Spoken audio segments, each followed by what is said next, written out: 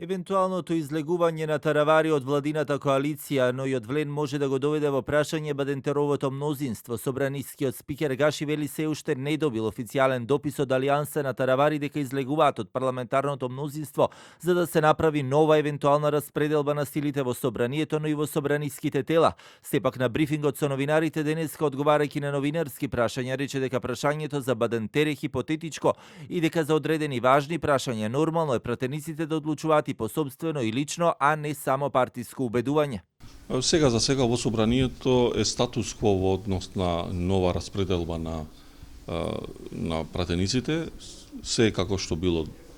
Значи сите пратенички групи кои се формирале на почетокот на овој нов собраниски состав продолжуваат да работат. Ако имаме нови промени, ќе треба тоа официјално да го достават до службите и до мене, за да ги информирам потоа другите пратенички групи и пратеници.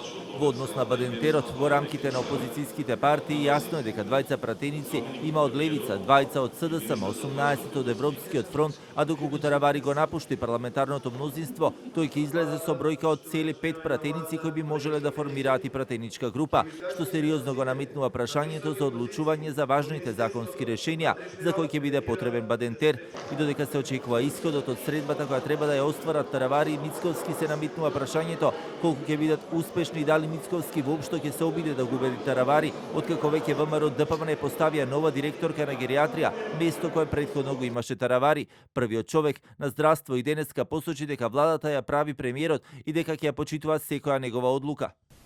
Доколку премиерот, јас сум разговарал со премиерот, повторно те разговараме, доколку тој смета дека Алијанса за албанците не треба, ние немаме никаков проблем. Меѓутоа, мислам дека Алијанса за албанците во моментот треба, меѓутоа, доколку донесат таква одлука, немаме никаков проблем.